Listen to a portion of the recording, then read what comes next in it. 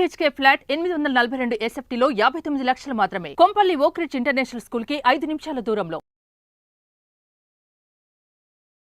నమస్తే, welcome to Suman TV. నేను విష్ణు. ప్రస్తుతంతో పాటు AMFI registered mutual fund distributor Bonigala Salman garu ఉన్నారు. వారితో మాట్లాడదాం. సార్ నమస్తే. సార్ నమస్తే అండి విష్ణు గారు. సార్ సాల్మన్ గారు, ఇప్పుడు మ్యూచువల్ ఫండ్స్ గురించి చెప్పేటప్పుడు మ్యూచువల్ ఫండ్స్ అహి అంటే మ్యూచువల్ ఫండ్స్ నిజమే, మరి నిజమే కదా?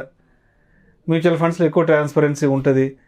Mutual fund is the most powerful investment weapon అని చెప్తుంటారు కాబట్టి అందరూ, మరి ఈ మ్యూచువల్ ఫండ్ అనేది ఎప్పుడు జీరో అవుతుంది?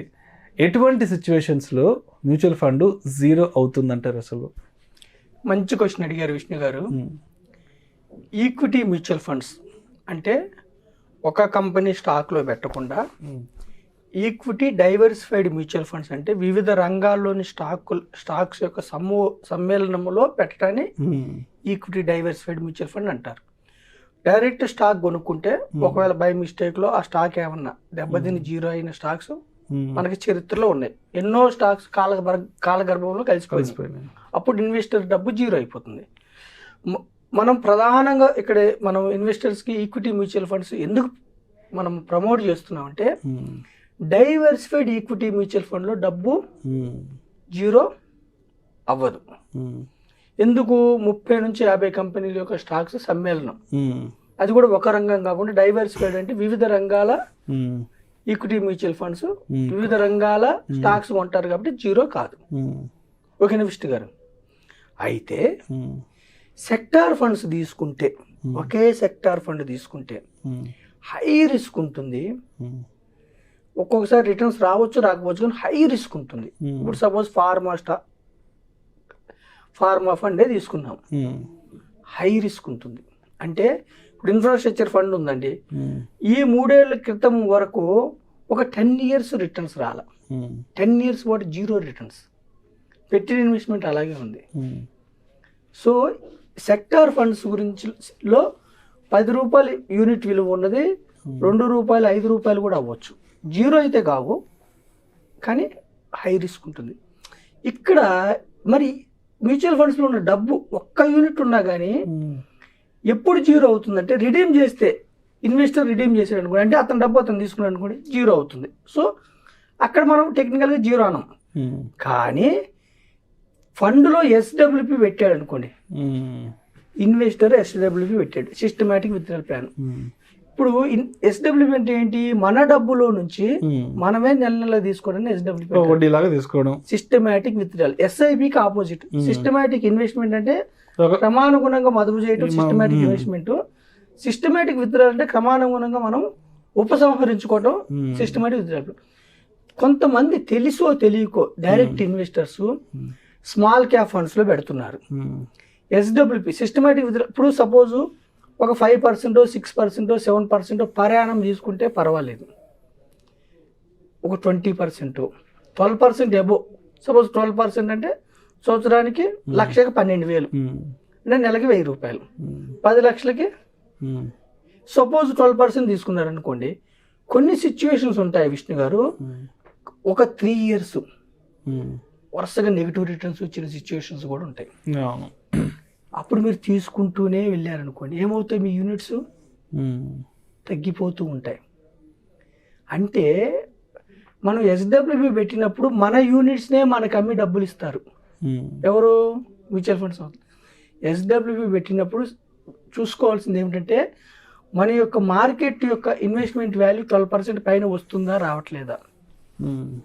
వరుసగా ఫస్ట్ ఇయర్ రాకపోతే ఓకే, సెకండ్ ఇయర్ రాకపోతే ఓకే, వరుసగా 3-4 ఏళ్ళు నెగిటివ్ రిటర్న్స్ వస్తే SWP ఆపుకోవాలి. ఆపుకోకపోతే ఏమవుతుంది? మన యూనిట్స్ అన్ని సెల్ అయిపోయి జీరో అయ్యే అవకాశాలు కూడా ఉన్నాయి. రెండవది ఏమిటి? Systematic withdrawal. ఫండ్ ఒక 10 లక్షలు పెట్టారు, ఫండ్ ₹1,00,00,000 అయిన తర్వాత 5-6% తీసుకుంటే ఓకే. కానీ పెట్టిన క్షణం నుంచే మీకు SWP కావాలన్నప్పుడు తక్కువ తీసుకోవాలి. ఇప్పుడు మనం మ్యూచువల్ ఫండ్స్ అజంప్షన్ ఏంటి? 12% ప్రయాణం వస్తుందని మనం అనుకుంటాం. అప్పుడు ఏం చేయాలి? మనం 5-6% మాత్రమే, 6-7% మాత్రమే తీసుకుంటే మంచిది. పాజిటివ్గా ఉన్నప్పుడు మనకు మనం తీసుకునేమో ఇన్వెస్ట్మెంట్ కంటే ఎక్కువ రిటర్న్స్ వస్తున్నప్పుడు ఏం కాదు. కానీ మనం తీసుకున్న రిటర్న్ కంటే తక్కువ రిటర్న్స్ వచ్చినాయి అనుకోండి, 3-4 ఏళ్ళు వరుసగా, మన యొక్క ఫండ్ జీరో అయ్యే అవకాశాలు ఉన్నాయి. ఒక్క ఎస్డబ్ల్యూపిలోనే మన రిటర్న్స్ కంటే ఎక్కువ మనకు వచ్చే ఫండ్కి వచ్చే రిటర్న్స్ కంటే ఎక్కువ అమౌంట్ విత్డ్రా తీసుకుంటే జీరో అయ్యే అవకాశం ఉంటాయి. ఇది ఇన్వెస్టర్స్ చాలా కేర్ఫుల్గా ఉండాలి. హైబ్రిడ్ ఫండ్లో పెట్టారనుకోండి విష్ణు గారు, హైబ్రిడ్ ఫండ్లో మార్కెట్ డౌన్ అవుతున్నప్పుడు తక్కువ పడుతుంది ఎన్ఏవి. అదే స్మాల్ క్యాప్, మిడ్ క్యాప్, మల్టీల్లో పెట్టినప్పుడు మార్కెట్ డౌన్ అయినప్పుడు ఎక్కువ డౌన్ అవుతుంది, పెరిగినప్పుడు ఎక్కువ పెరుగుతుంది NAV. So multi cap, large cap, mid cap, small క్యాప్లో పెట్టినప్పుడు మీరు ఎస్డబ్ల్యూపి పెట్టినప్పుడు మీకు నెంబర్ ఆఫ్ యూనిట్స్ ఎన్ని ఉన్నాయి, నెట్ ఎన్ని ఎవ్రీ మంత్ సేల్ చేస్తున్నారు, ఇవి జాగ్రత్తగా చూసుకోండి. అదే మీరు డిస్ట్రిబ్యూటర్ ద్వారా వెళ్ళారనుకోండి, మీకు డిస్ట్రిబ్యూటర్ టేక్ కేర్ తీసుకుంటాడు. హైబ్రిడ్లో పెట్టి మీకు ఎస్డబ్ల్యూపి ఇవ్వాలా, లేకపోతే మీ ఫండ్ అక్యుములేట్ చేసిన తర్వాత ఇవ్వాలా. నేను డైరెక్ట్ ఇన్వెస్టర్స్కి నేను ఇస్తున్నది ఏమిటంటే, ఎస్డబ్ల్యూపి అంటే మన ఫ్లష్ని మనమే తినటం. అంటే శరీరానికి సరైన ఆహారం అందలేదు అనుకోండి, మన యొక్క కండలో నుంచి అవి జీర్ణించుకుంటాయి అనమాట. ఎస్డబ్ల్యూపి అంటే మన యూనిట్స్ మనం అమ్ముతున్నాం. సో నెగిటివ్ మార్కెట్స్ వరుసగా ఒక్కొక్కసారి మార్కెట్లో వరుసగా 3 years కూడా నెగిటివ్ రిటర్న్స్ వస్తాయి. వరుసగా 1 year, 2 year, 3 year, 4 years వస్తే ఆ టైంలో ఎస్డబ్ల్యూపి స్టాప్ చేసుకోవాలి. లేదా హైబ్రిడ్ ఫండ్స్లో, బ్యాలెన్స్డ్ అడ్వాంటేజ్ ఫండ్స్లో ఉంటే మార్కెట్ డౌన్ అయినప్పుడు ఈక్విటీ పోర్షన్ పెంచుతారు, మార్కెట్ అప్ అయినప్పుడు ఈక్విటీ పోర్షన్ తగ్గిస్తుంటారు. అంటే small cap, mid, multi, flexi వీటిలో ఉన్నప్పుడు ఎస్డబ్ల్యూపి 6 to 7% ఈజ్ రీజనబుల్. పైగా మన రిటర్న్స్ 6 to 7% కంటే కిందకి ఇచ్చినప్పుడు ఎస్డబ్ల్యూపి ఆపుకోవటం మంచిది. ఎస్డబ్ల్యూపి బదులు ఇంతకుముందు డివిడెండ్ అనే వాళ్ళు ఇప్పుడు ఐడిసిడబ్ల్యూ అంటారు. ఐడిసిడబ్ల్యూ అంటే income distribution come withdrawal plan. అంటే మన ఇన్కమ్ నుంచి మనం తీసిస్తారు. వాళ్ళు అదే ఫండ్ మేనేజర్ చేతిలో ఉంటుంది అంతే వాళ్ళని. ఎస్డబ్ల్యూ అయితే మన చేతిలో ఉంటుంది ఎంత తీసుకోవాలని.